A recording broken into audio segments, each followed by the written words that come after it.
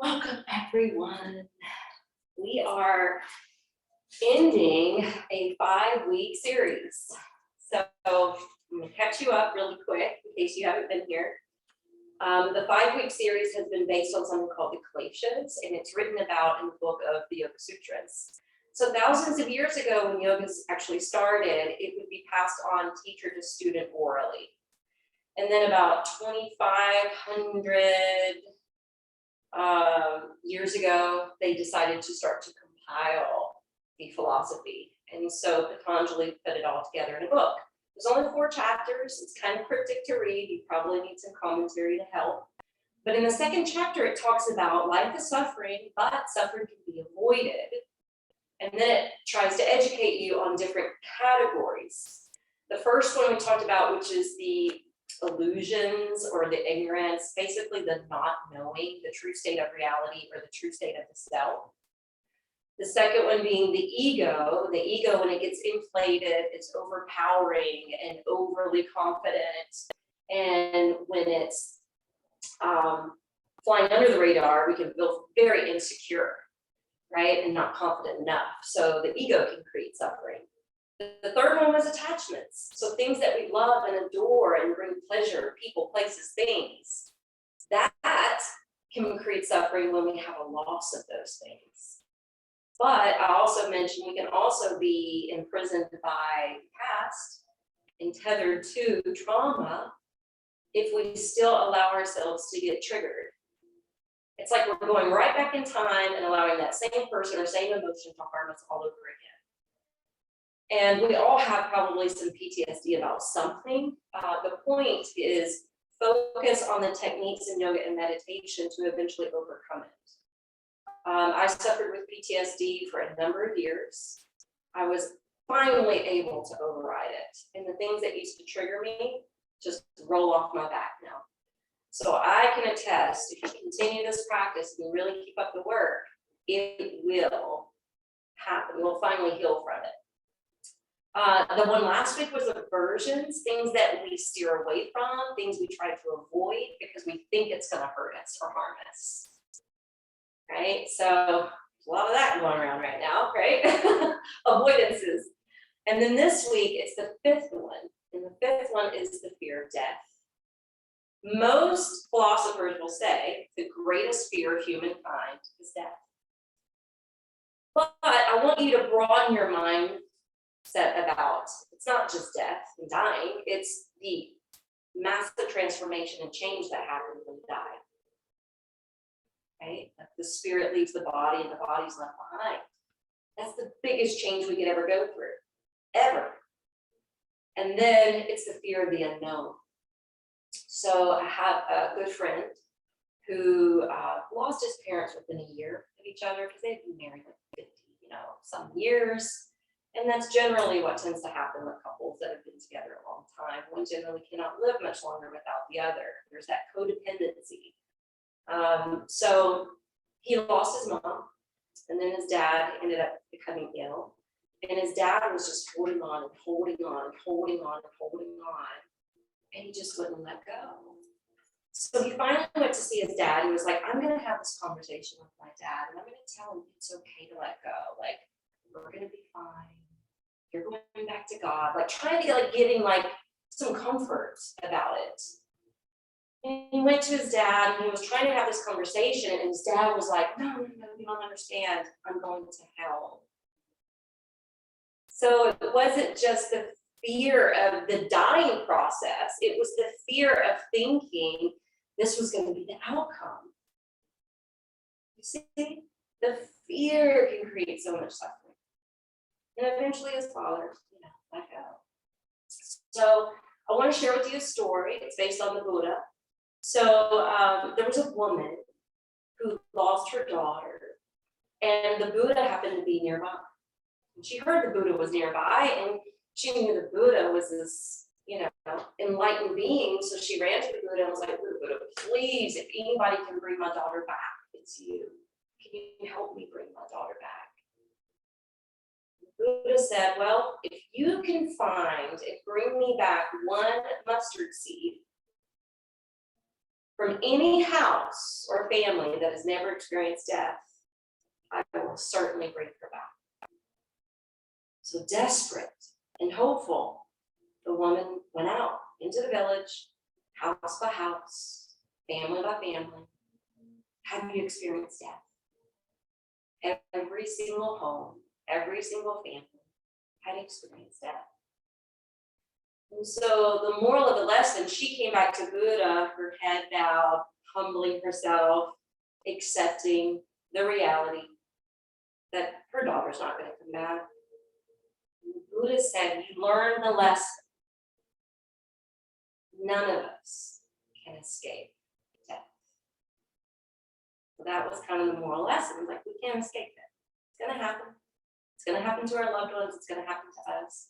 I'm not trying to be morbid whatsoever. Just sharing yogic philosophy. And we're going to start in the corpse pose. We're going to take, if you have a blanket, you're welcome to have the blanket under your head. But the bolster, at least one of them, is going to go under your thighs and knees. Your hands can rest either on the body or away.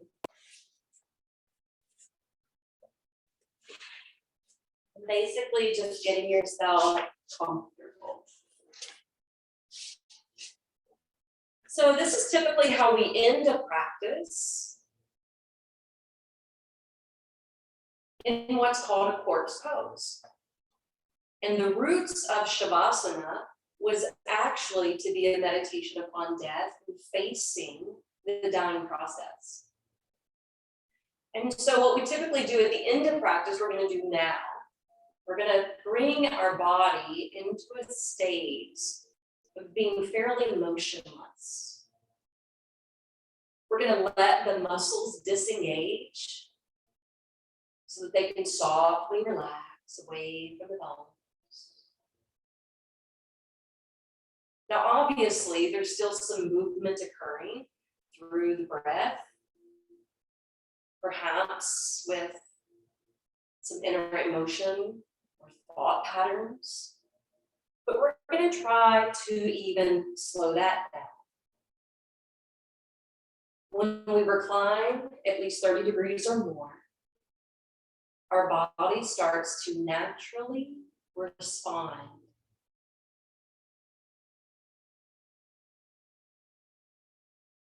It begins to respond towards a state of relaxation. The breath rate will start to lower. The heart rate will begin to lower. And the key here is not to become entertained by any thoughts, but rather detach away from the thoughts one by one, to enter into that place of spaciousness in the mind.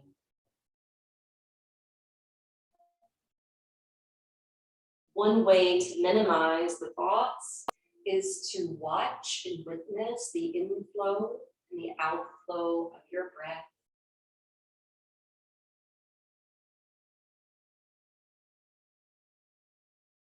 Instead of controlling it, just observe.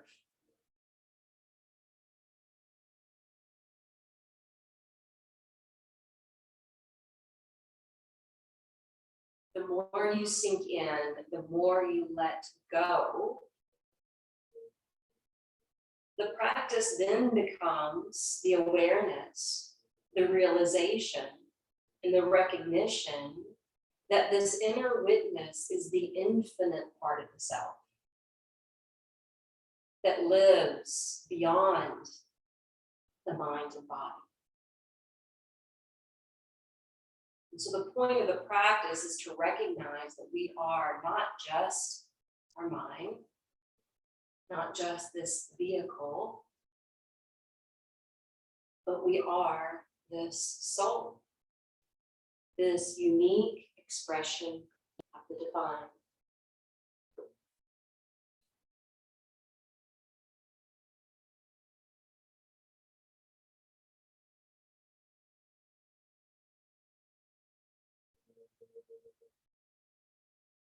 When we tap into this part of ourselves,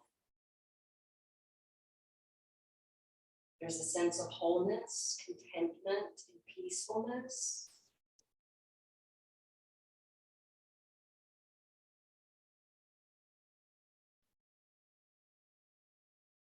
And this is what we're trying to connect to in our practice.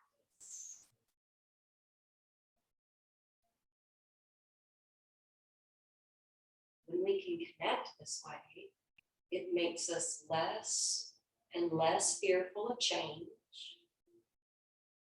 less and less fearful of the unknown.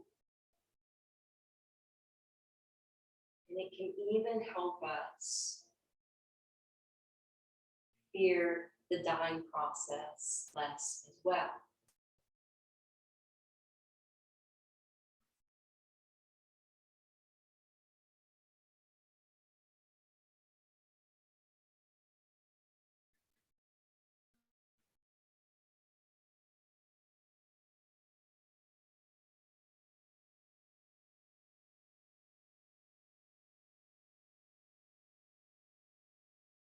Now we're going to begin our centering. Place your right hand on your abdomen and your left hand on the upper part of your chest. Begin to increase your breath.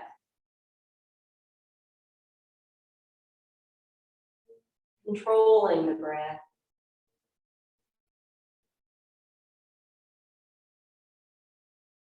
Feeling the wave of the breath beneath your hands. The expansion that occurs in your chest and belly.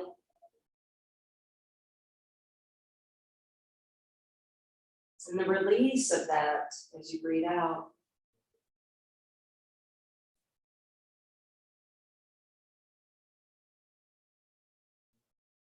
Knowing that the breath is one of our greatest life support systems. So not taking it for granted.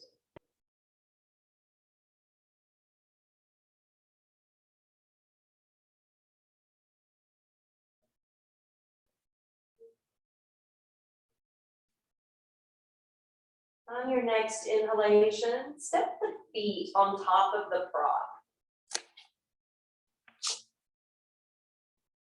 Rest your arms beside your body. And on your next inhalation, go ahead and circle the arms up overhead to create a Y-shaped formation and let your feet float upward towards the ceiling. And then as you exhale, hug both knees into your belly and chest. Inhale, expand your arms overhead, fly the feet skyward. And exhale lightly, draw them back in. Do this 3 more times in sync with your breath. Inhale will extend the limbs. And the exhale curls you in. Stay in control, become the master of your breath.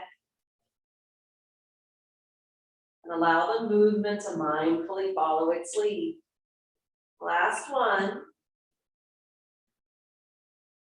And then pausing, hugging the knees into the belly and chest. Affirming here as you hold, I reduce my scattered forces to rise up and away into the sky. Let's go ahead and descend the feet back on top of that prop. As you circle the arms overhead, you're going to extend your right leg towards the knee, towards the front of the room. And then exhale, draw the right knee into the belly and chest. Inhale, extending the arms overhead like we did before, but this time the right leg is reaching out towards the front wall. And then as you exhale, close it in. Let's just do 2 more.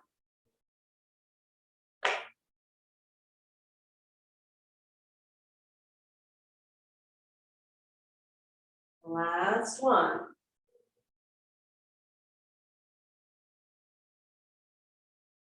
Once you close in with the right knee, you can step the right foot to the bolster. Inhale, arms circle overhead. The left leg's gonna extend long in my direction. Exhale, gently draw it back into self. Continue 4 more rounds. We're doing a set of 5. The numerical code for this year.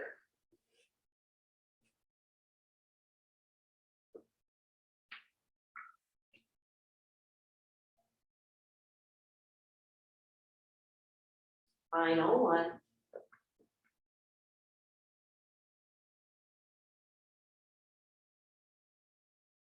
Now keep your left knee drawn in, but this time you're going to extend the leg skyward and you're going to hook your hands behind the thigh bone. Flex through the ankle and really pump the heel in the air. Splay the toes really wide and experience that muscular engagement. When we engage the foot, it's going to also affect the muscles up through the leg.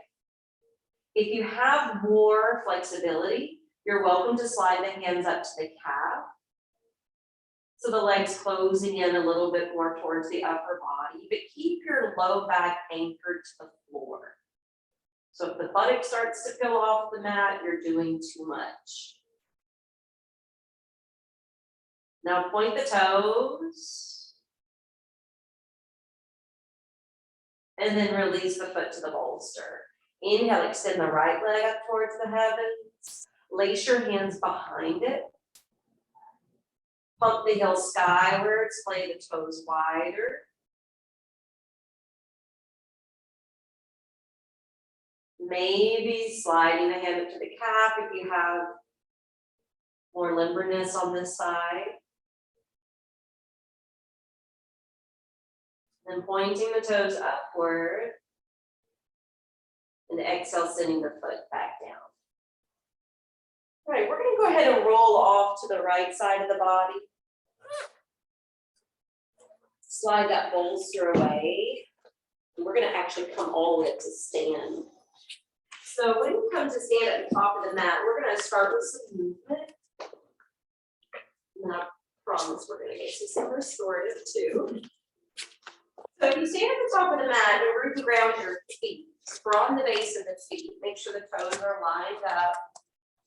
And we're going to lift the arms, bend the knees, and then notice when you did that, how the knees are probably hiding your feet. So rock your thigh bones and hips a little farther back so you can see your toes.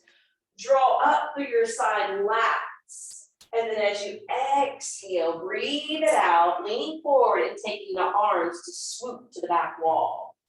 Inhale, rising into chair, Uttanasana, how we start.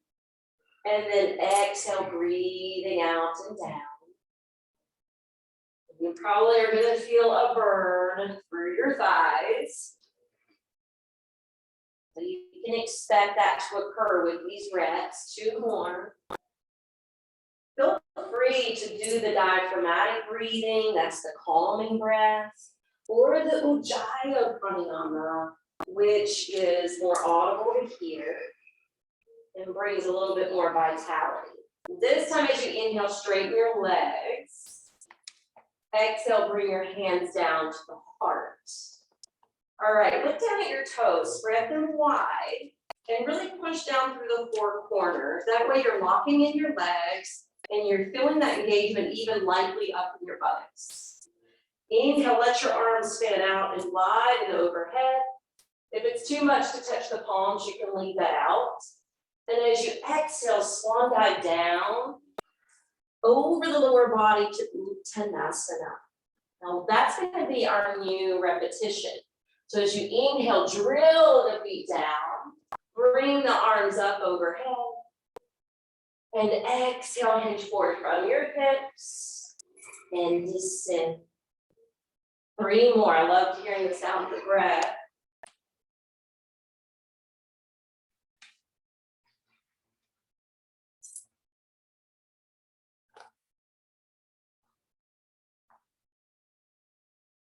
The hips and shoulders are the areas in the body that should have the bigger range of motion. This time you're going to hold your Uttanasana And let your head go. You can even nod your head yes or no, just to make sure you're not holding in that area. Feeling that deeper stretch occurring in the back of the legs, decompressing the low back, giving some room to the kidneys, and giving some refreshment to the mind.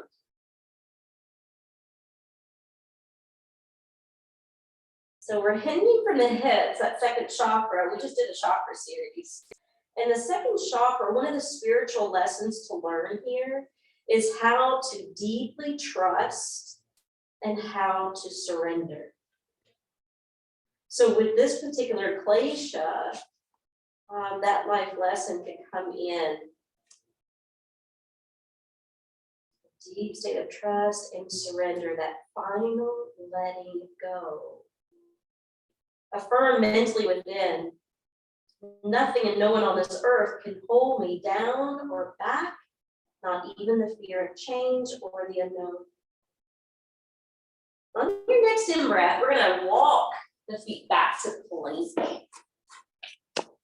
And when you align your body in plank, it's like a prep for a push-up position, but your head is up, your shoulders stacked directly over the wrists. Belly piercing in, thighs engaged. And then as you exhale, power back to downward facing dog. Look at your feet. Make sure there's just a few inches between the big toes. Root through both the hands and the balls of the feet that are touching down so that you're allowing the energy to rise up into your seat. And then we're going to do a couple more of those. Inhale to plank, just shifting your weight forward, lowering your hips, lifting your head. Exhale, elevating the hips and lowering the head. Good. One more of those. Inhale, coming forward to plank. Exhaling to downward facing dog. Good. As you exhale, lower your knees. Once you lower the knees, untuck your toes. Rock the hips forward, extend the chest. And then exhaling into extended child pose. And we're going to do that twice more. Inhale, rocking forward to up dog. Exhale into child's pose. And one more.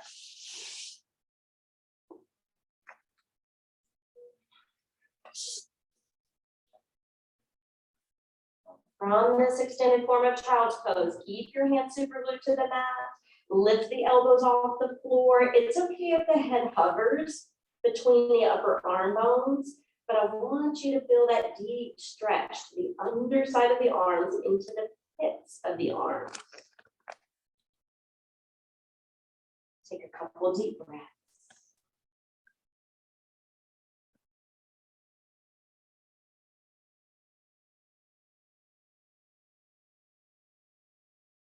Slide your hands in. All right, we're going to move into stillness now.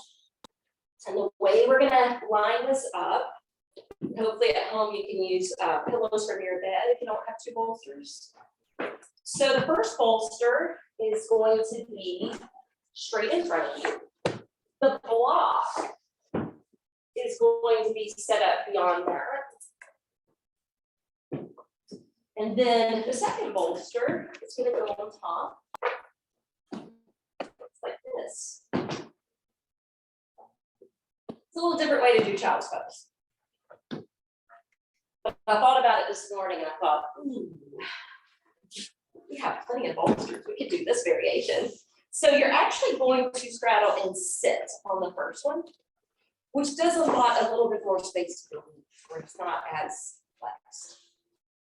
And then the top bolster is going to go under the belly. And the arms just relax down. And you can turn to one cheek.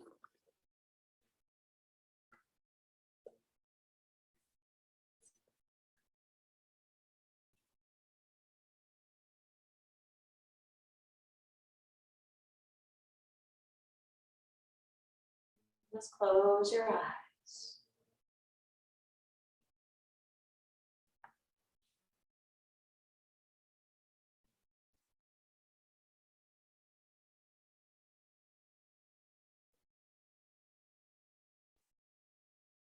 Coax yourself with breath.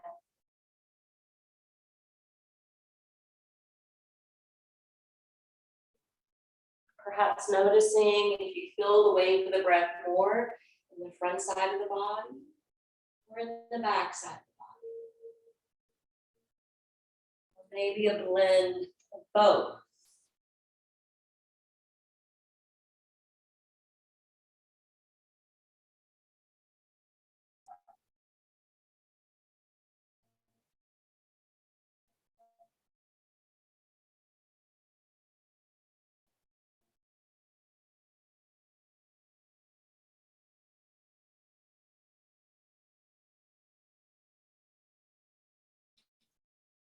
Feel nurtured and feel supported by the props of divine intelligence.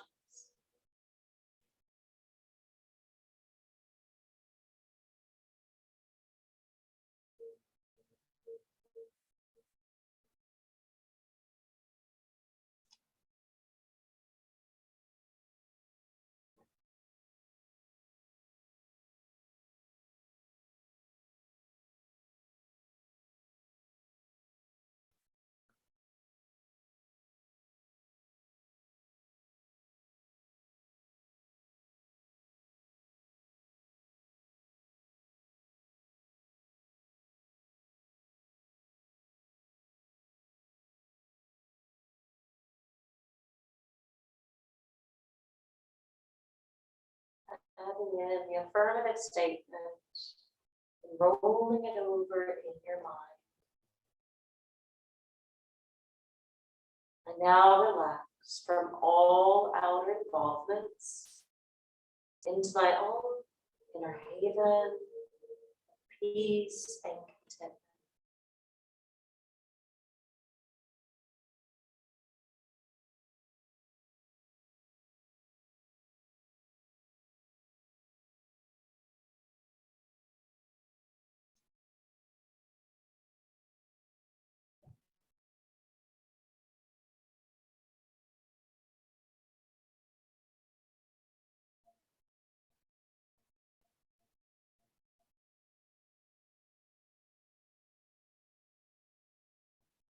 So you stated that affirmation.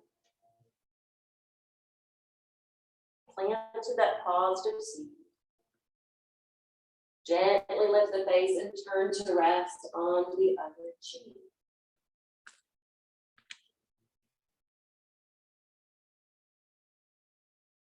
Settle back in.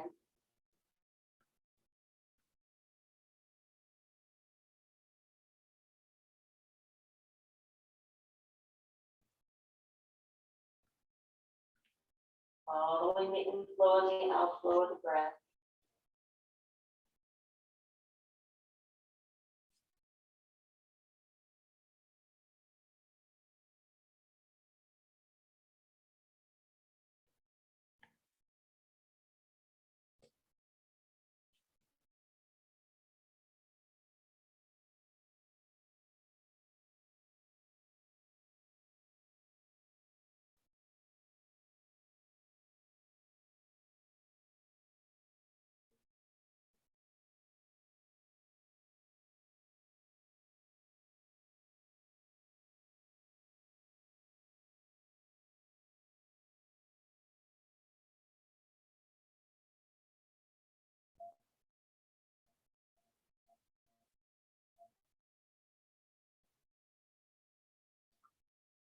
Consider the dreams that you have for yourself and your life since you were just a child.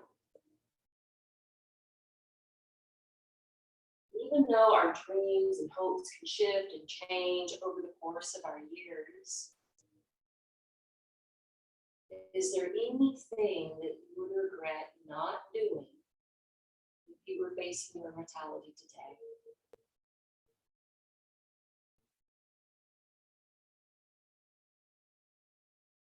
Is there a place you've always wanted to go?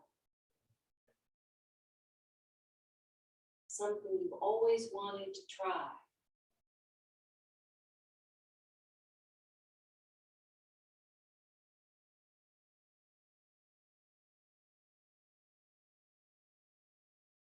this way, you're living without regret.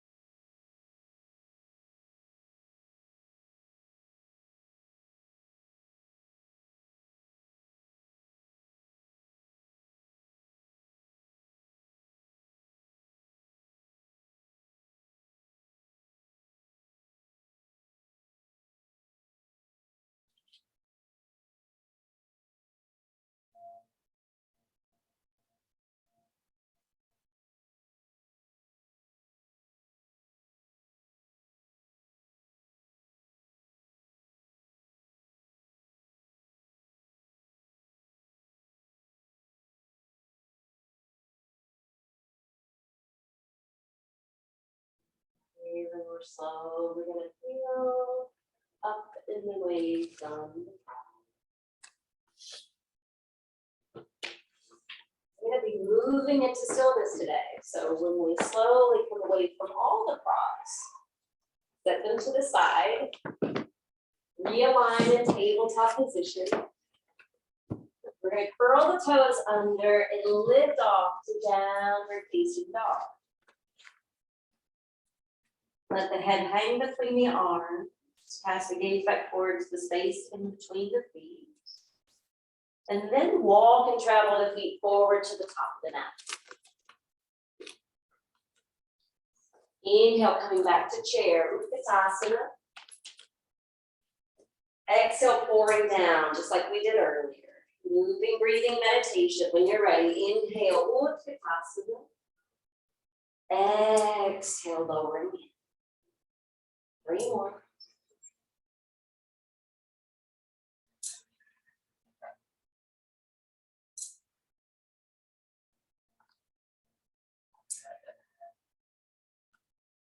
This time when you come up, you can straighten out the body. Feel free to bring the palms together overhead if that doesn't aggravate your shoulders or neck. Exhale, swan dive down to Uttanasana. Couple more of those. Inhale, coming up. Exhale, forward fold. 1 more round.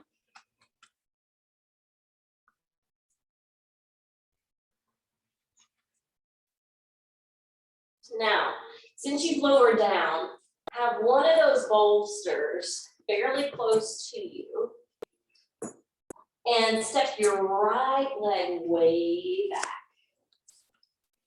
Being stationed on the front foot and the hands. Inhale, lift your hips. Exhale, drop them back down. That's it, couple more rounds. Pulsing up on the inhale.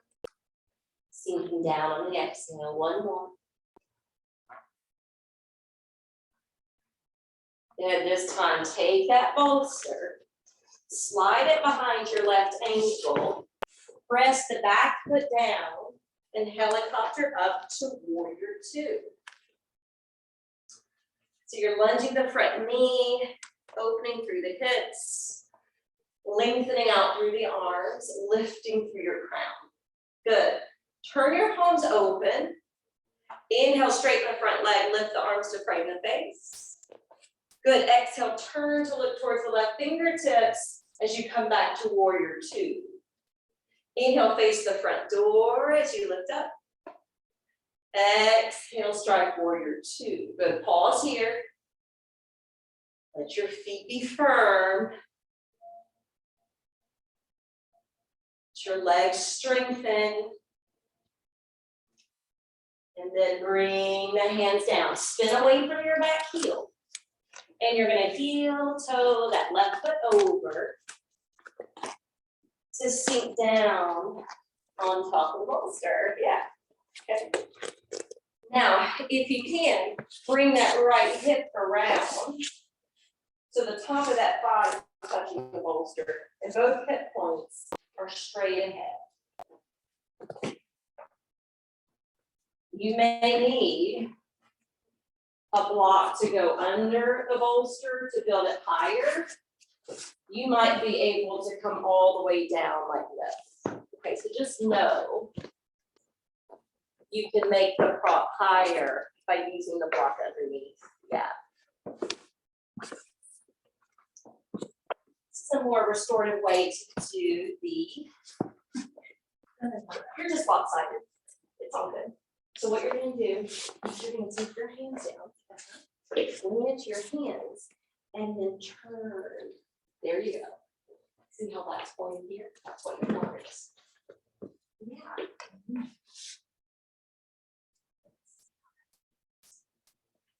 That's it. Right there. Okay, let me help. Can I help you? Right there. That hurts. That hurts. Okay, tell you what, that feels a little better. That's better? Okay. You're in a good position with this now. Maybe I just took it too far. If it starts to hurt, please come out. I'll maybe something else, okay? If this hurts anyone, I don't want you to stay in it. You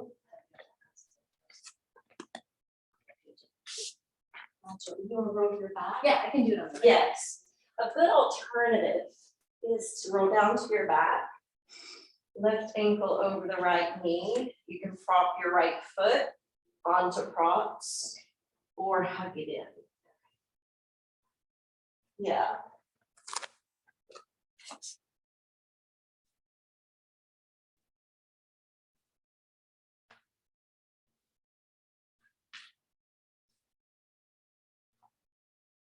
Yeah, try the other one. Is it the hip or the knee?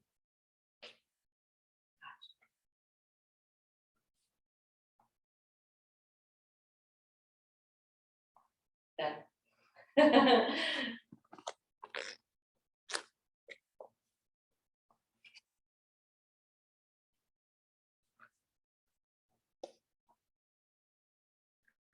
The good news is we're not staying in it forever.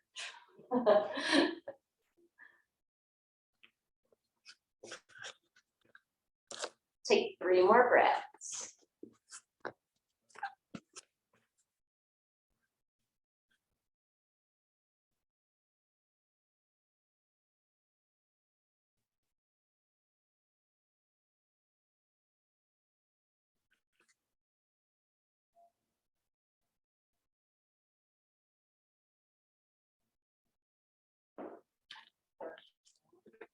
Start to come up.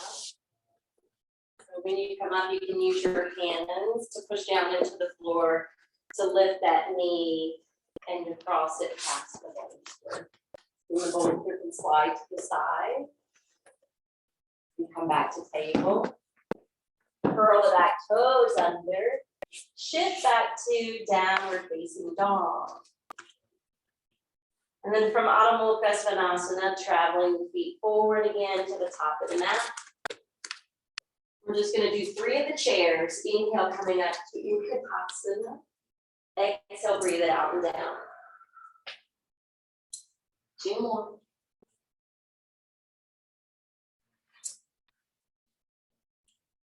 Final.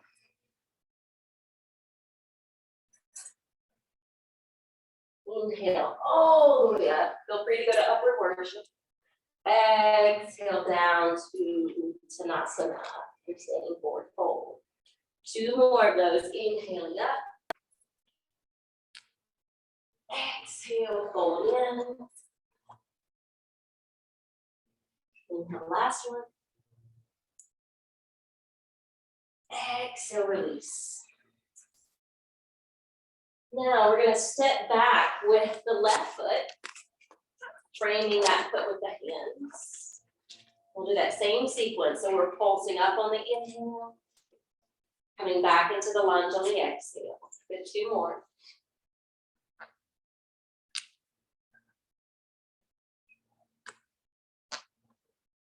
This time in the lunge, we'll scoop that bolster behind the right ankle. Plant the back foot to the ground. Move back to warrior 2. Lunging the front knee, stacking it over the ankle. Strong back leg, arms splayed out shoulder height. Lift your palms. Inhale, straighten the right leg, look towards the wall, the darker wall. And then exhale, re-lunge into warrior two. Inhaling up. Exhaling to warrior. Last one. Then we can bring the hands down, sit away from the back heel.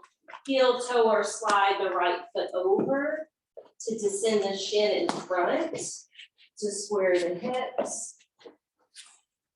To return to pigeon, but on this side. And then if it's not working out on the side, you can't quite get the alignment or something's hurting, please don't stay in it. Follow Jill's lead. And take eye of the needle pose instead.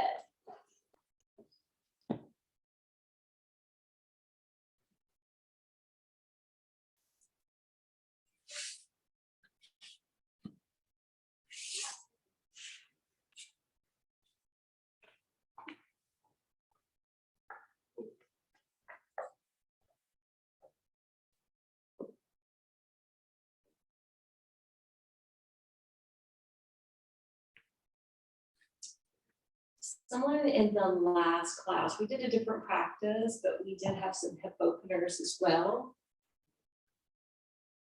One point when we were lifting the leg down, and she said in that moment, she started to feel a lot of things stirring up in her belly and was feeling slightly nauseous. She said the rest of the class, it didn't affect her at all. So I was sharing with her, reminding her that the hips tend to be the place where we store emotion, whether it's ours or someone else's that we've absorbed and taken on as ours, and we haven't fully processed it. So lifting the leg up and down, it requires the movement of the hips. It requires the engagement of the lower belly. And sometimes when we're doing this practice, the body is trying to purge and cleanse itself of impurities, whether it's toxins, tension, stress, trauma.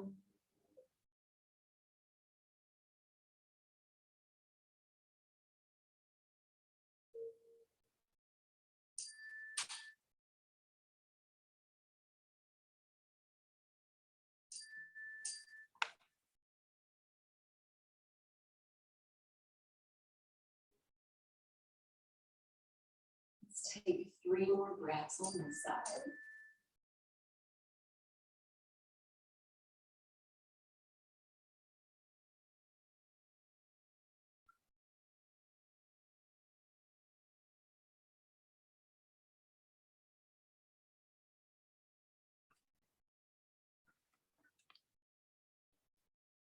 When you're ready, lifting up away from the first prop, using your hands to shift the right foot and knee to the other side of the bolster. And we're going to keep this bolster laid out here in front. And we're going to take another bolster to the floor behind our backs. So it's going to look like this.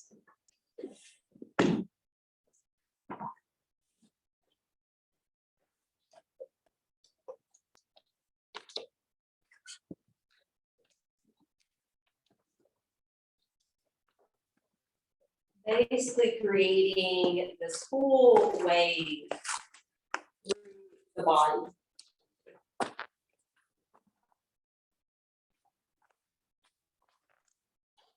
Support for the knees. Support for the back. And bringing some buoyancy to the heart. Posing the question, if I were facing my mortality today,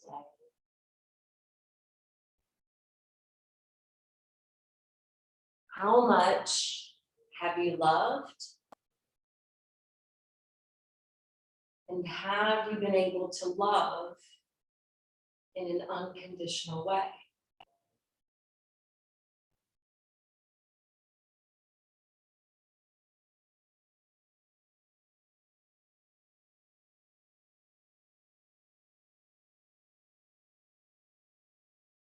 And so I'm going to change out what's playing from the stereo so that we can end our practice with a breathing meditation. It's guided. It's something I pre-recorded, and it's called a calming breath.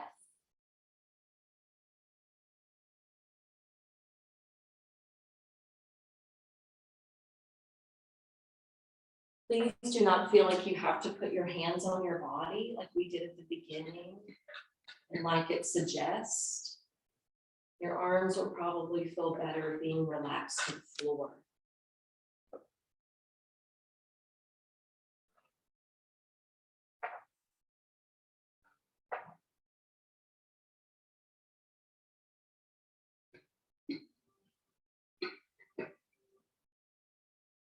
Now is a good time to get calm and relaxed. Create a comfort zone wherever you are and feel free to recline.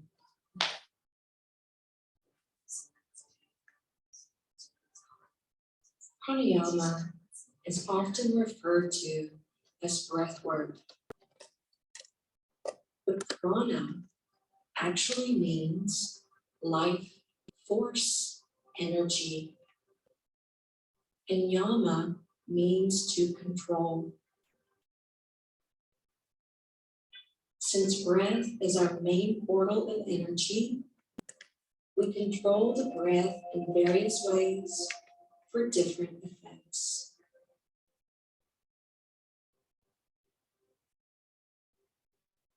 This one has a calming effect on both the mind and the body.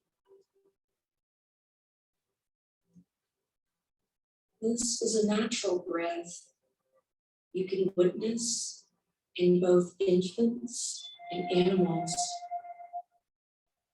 But as we get older, we tend to breathe too shallow. This particular breath calls attention to the domed diaphragm muscle that parachutes up and down from the base of our ribs. It's the primary muscle for respiration. Let's begin. Place your palms lightly on your belly and gently close the lids of your eyes. Become aware of how you are breathing. You may be breathing through the nose or mouth, or a combination of the two. If you are not experiencing much movement beneath your hands, you could be drawing a shallow breath. To deepen the flow of your breath, soften your abdomen and create long, slow, deep breaths in and out through your nose.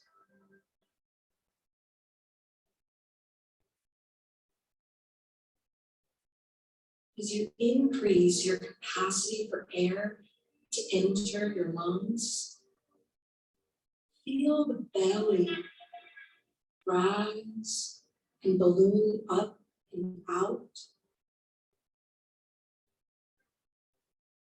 As you release the breath, feel the belly drop and deflate.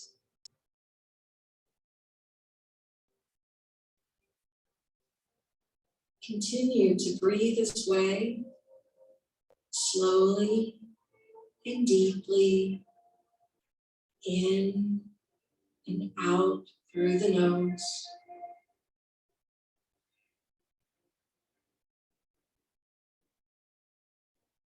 Try to avoid going into autopilot.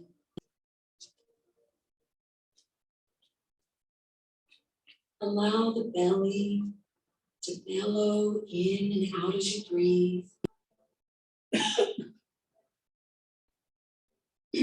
Observing how it rises with each in-breath and retracts on each and every out-breath.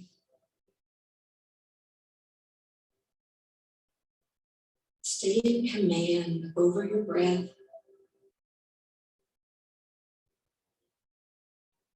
Belly ballooning and expanding on each in-breath. Deflating and retracting on each out-breath.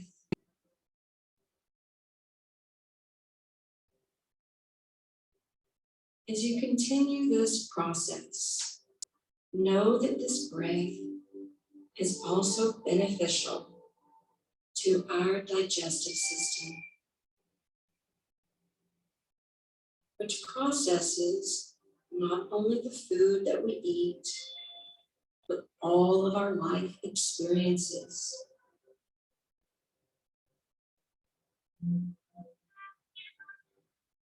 Breathing in, belly rises.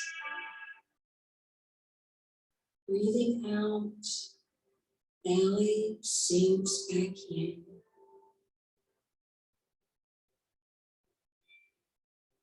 This is the law of the universe existing within the breath. Everything that expands must contract.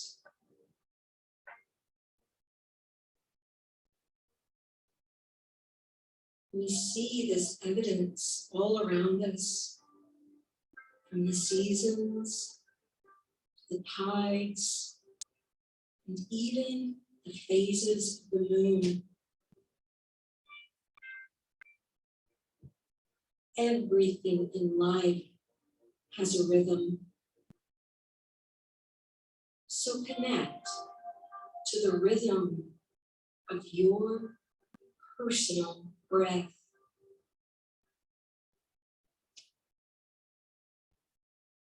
Think of your body as being an instrument, and the breath being the wind. If you hear the sound of your breath, think of it as being the song of your soul.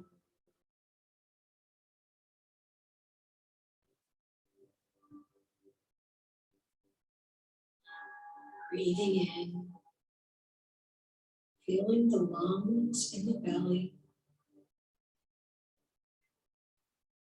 Breathing out, emptying the lungs in the belly.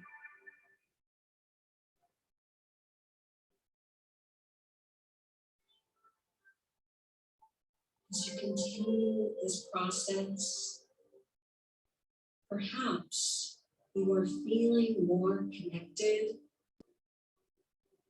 or simply more relaxed in your body.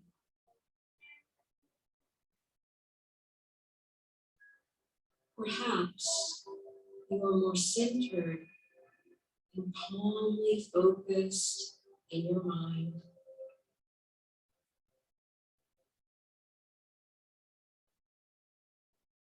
Let's explore this a little more.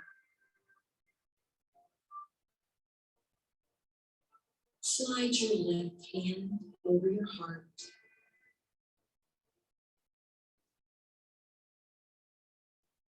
The fluctuation of the chest resembles what is happening in the belly.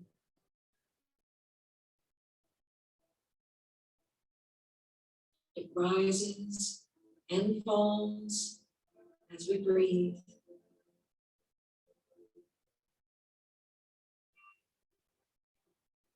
Inflate your lungs fully and then empty them completely.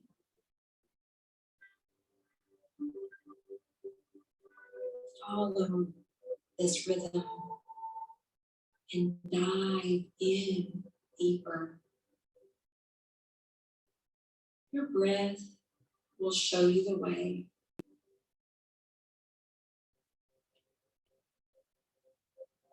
Acknowledge the ripple effect of this breath as if it were waves. And surf the waves of your breath as the movement transfers up and down beneath the hands.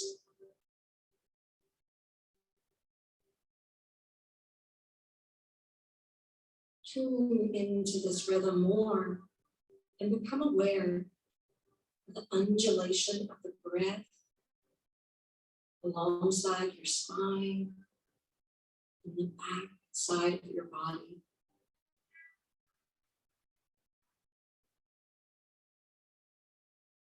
Let go of any gripping in your glutes or low back.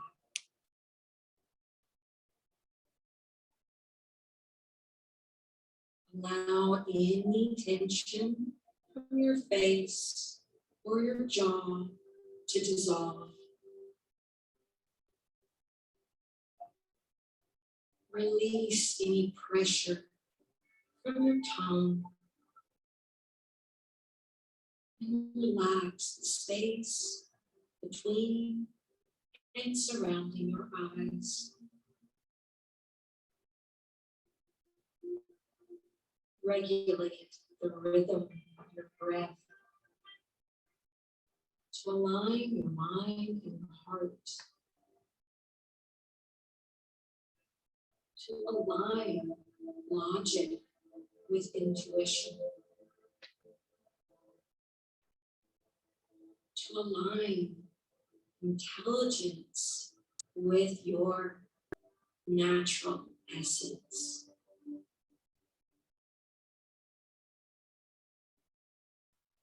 Breathing in slowly and deeply.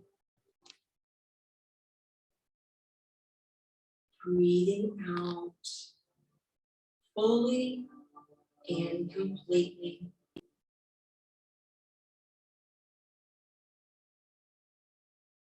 Let this continuous flow bring buoyancy to the heart and permit any heaviness to simply melt away.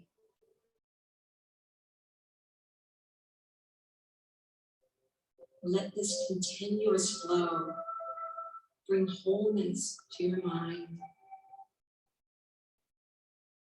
Permit any distractions to fade away.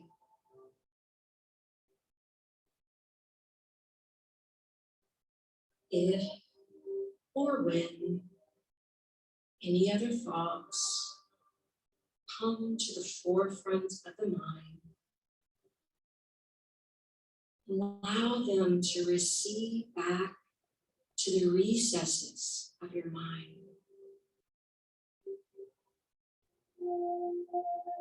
Just like a rolling wave comes up to the shore and recedes back to the vast open sea.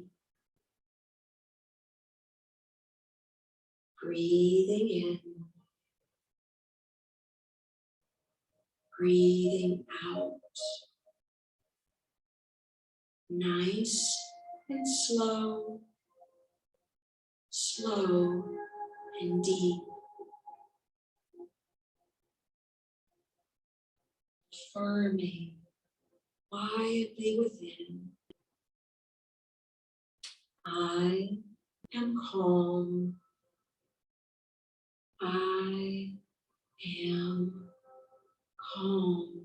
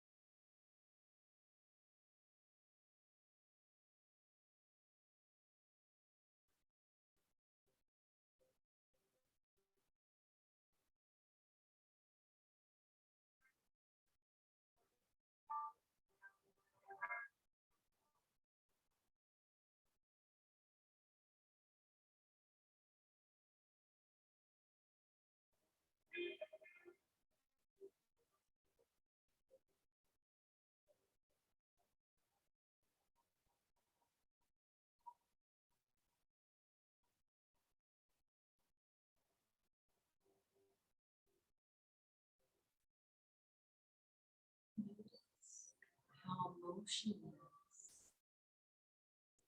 your mind and body has become in this deep state of calm.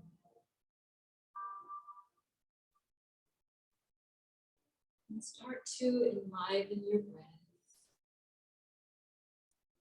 inviting a little movement into your hands and feet.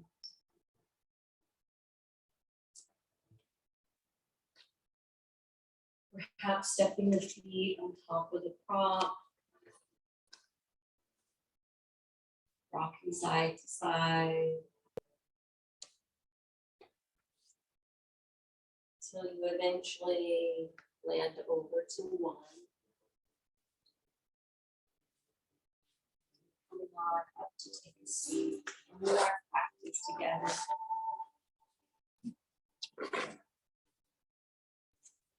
This concludes our 5-week series regarding the Kleshas. I hope you've learned a little bit more about yogic philosophy. And hopefully you can experience how we can transmute energy and overcome some of these emotions and fears that we have. So let's bring our hands to prayer. The light in me honors and respectfully bows to the beautiful radiant light in each and every one of you.